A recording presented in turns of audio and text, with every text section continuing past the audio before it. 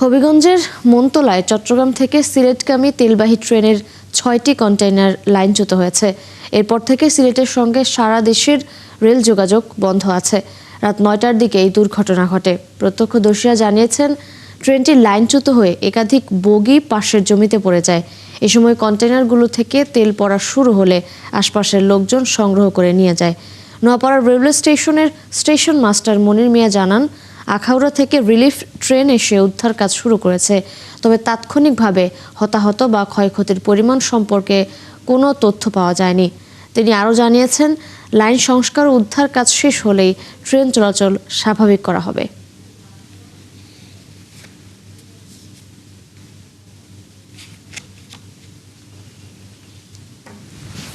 রেলওয়ের যে দুর্বলতা এবং লাইনের পাশে মাটি নাই, পাথর নাই, স্লিপার দুর্বল, সেই কারণে হয়তোবা এই দুর্ঘটনা ঘটতে পারে।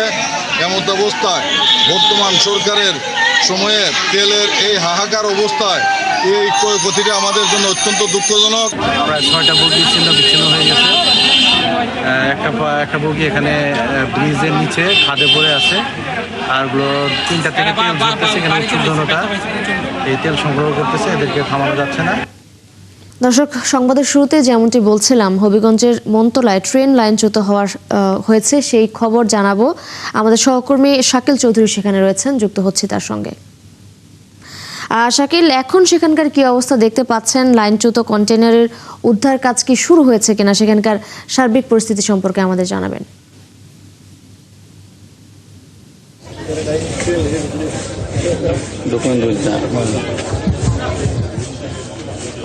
ধন্যবাদ তৃষা। হবিগঞ্জের যে মনতলায় চট্টগ্রাম থেকে সিলেটের উদ্দেশ্যে ছেড়ে আসা যে মালবাহী ট্রেনটি ছিল, সেই ট্রেনটির যে 6টি বগি লাইনচ্যুত হয়েছিল এবং এর মধ্যে আছে 4টি ওয়াগন এবং একটি ব্রেকার সহ 6টি। আসলে এখানে কিন্তু সিলেট আখাউড়া সেকশনে এই ঘটনা ঘটে এবং আখাউড়া থেকে রাতেই এখানে যে রিলিফ ট্রেন আছে সেই ট্রেন আসছে। আসার পর উদ্ধার কাজ শুরু হয়েছে রাত থেকেই। তো কোন সময় আসলে সেই উদ্ধার কাজ শেষ হবে সেটা আসলে নির্দিষ্ট করা বলা যাচ্ছে না, যেহেতু একটি দেখতে পাচ্ছেন যে একটি ওয়াগন কিন্তু ইতিমধ্যে নদীতেও পড়ে গেছে, আর বাকিগুলো কিন্তু রেল সড়কের উপরেই আছে। এখন যারা উদ্ধার কর্মী আছেন বা রিলিফ ট্রেন আসছে আখাউড়া থেকে, সেটি যেহেতু রাত থেকে উদ্ধার কাজ শুরু করেছে, সেটা এখন চলমান রয়েছে। আর ইতিমধ্যে কিন্তু যে গতকাল রাতে যে ঢাকাগামী উপবন যে ট্রেন আছে সেই ট্রেন এবং চট্টগ্রামগামী যে উদয়ন, সেই 2টি ট্রেনের যাত্রা বাতিল করা হয়েছে। এছাড়া যে ঢাকাগামী এবং চট্টগ্রামগামী যে ট্রেনগুলো আছে সকালবেলা, সেগুলো এখন পর্যন্ত বাতিলই বলা যাচ্ছে, কারণ সেগুলো আসলে এখন পর্যন্ত কোনো স্টেশন থেকে ছেড়ে আসেনি। আর এখানে যেহেতু উদ্ধার কাজের সাথে অনেকেই সম্পৃক্ত রয়েছেন, এখানে আছে বিভিন্ন আইনশৃঙ্খলা রক্ষাকারী বাহিনী এবং সেনাবাহিনী, বিজিবি, পুলিশ, সবাই এখানে আছেন এবং রেল কর্তৃপক্ষের লোকজনও এখানে আছেন। আপনি কিন্তু একটু যদি দেখাই, এখানে যে আখাউড়া থেকে যে রিলিফ ট্রেনটি এসেছে সেটি উদ্ধার কাজ শুরু করেছে। আসলে গতকাল রাত 9টা 10 মিনিটে চট্টগ্রাম থেকে তেল বোঝাই করে এই ট্রেনটি সিলেটের উদ্দেশ্যে যাচ্ছিল।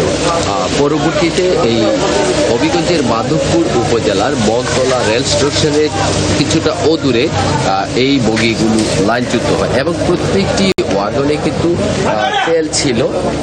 সেই তেলগুলো কিন্তু চারদিকে ছড়িয়ে পড়ে এবং স্থানীয় যারা আছেন তারা অনেকেই নিয়ে যান এবং পরবর্তীতে কিন্তু আইনশৃঙ্খলা রক্ষাকারী বাহিনী যেমন সেনাবাহিনী, পুলিশ, বিজিবি যারা আছেন তারা কিন্তু এখানে এসে অনেকটাই নিয়ন্ত্রণ করেন এবং বেশ কিছু তেলও এখান থেকে উদ্ধার করা হয়। উদ্ধার কাজ চলমান রয়েছে, তবে কখন শেষ হবে সেটা বলা যাচ্ছে না, যে কারণে ঢাকা সিলেট যে রেলপথ রয়েছে, অর্থাৎ সিলেটের সঙ্গে সারা দেশের রেল যোগাযোগ আপাতত বন্ধ রয়েছে। তো এটা আসলে উদ্ধার কাজ শেষ হলে বোঝা যাবে কখন সেই ট্রেন যোগাযোগ স্বাভাবিক হবে। এখন পর্যন্ত যেহেতু শাকিল, আপনি আছেন সেখানে, খোঁজখবর রাখতে থাকুন। নিশ্চয়ই পরবর্তীতে আমরা আবারও আপনার সাথে যুক্ত হব। দর্শক, হবিগঞ্জ থেকে যুক্ত ছিলেন আমাদের সহকর্মী শাকিল চৌধুরী।